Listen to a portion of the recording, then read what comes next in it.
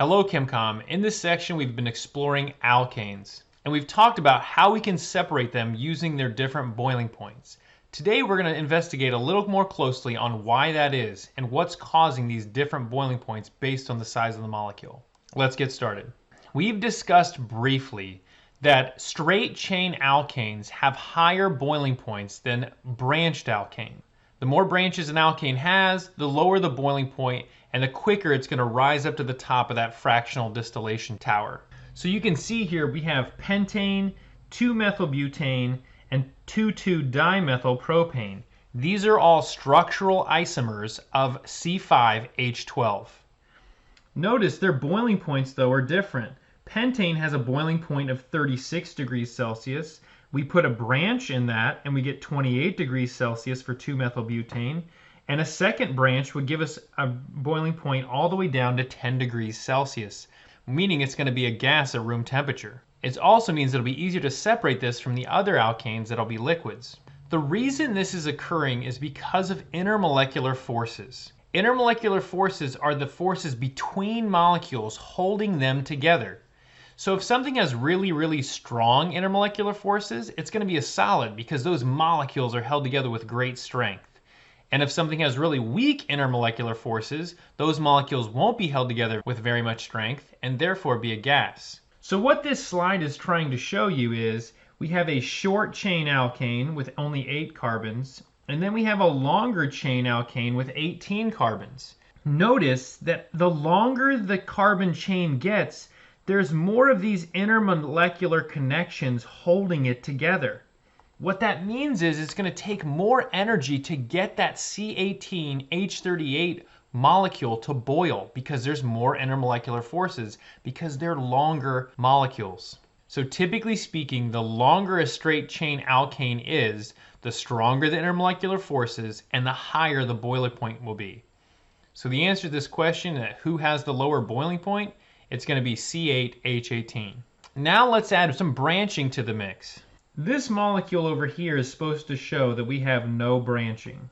And so what this is showing is that we have a lot more direct connections for the intermolecular forces to tie these two molecules together. Over here on the right side, these branches kind of disrupt all of those intermolecular force connections. And because of that, it's weaker.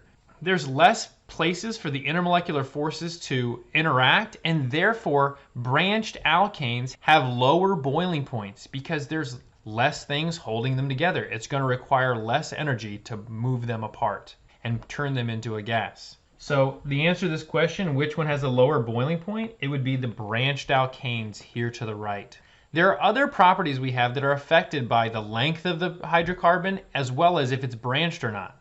One of those properties is viscosity, or the resistance to flow. The more viscous something is, the less easily it flows.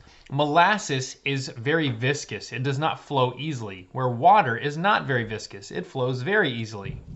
We can also affect viscosity by temperature. If we heat up honey in the microwave, it will become less viscous because the temperature is helping disrupt some of those intermolecular forces that's holding those molecules together. So how does this play into petroleum?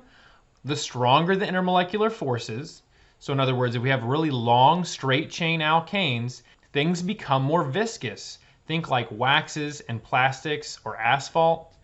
If we have more branching and shorter chain alkanes, they'll become less viscous and it'll be easier for them to flow, like kerosene and gasoline. This just kind of gives you a scale of very viscous, like chocolate syrup and heavy syrup, compared to not very viscous at all, like water and milk. And down at the bottom, you can see that this all comes down to the intermolecular forces that are holding these molecules together. That's what they're trying to show down there at the bottom. So why would any of this matter when it comes to our society? Well, our fuels are petroleum-based, and their viscosity and their willingness to evaporate or not evaporate becomes very important depending on the climate that those fuels are going to. If you have automobile fuel in Maine during cold winter months, it's not the same as if you bought fuel in Arizona during a hot summer. Why? This comes back to a question of volatility, or how fast a fuel will evaporate. In warmer climates like Arizona, we want to make sure that fuels don't evaporate too quickly. It could create too many fumes and become very dangerous, and it could also affect the way your engine runs. In colder climates, we don't want fuels to solidify or become too viscous, or they won't be able to flow through the engine or vaporize to combust. In both situations, in warm weather climate gasoline or cold weather climate gasoline, we put additives to keep the volatility and the viscosity of those fuels in check. For the most part, they're gasoline, but those additives help keep its viscosity and volatility in the right range so that they'll operate correctly in the vehicle. So gasoline's all made from petroleum, but there's additives in that petroleum, that gasoline, to help it function in the correct way. And it all comes back to the intermolecular forces that are holding those gasoline molecules together. Hopefully now you have a better understanding of how the structure of alkanes and branched alkanes affects viscosity, volatility, and the boiling points of those different molecules. Keep up the good work. We'll see you soon.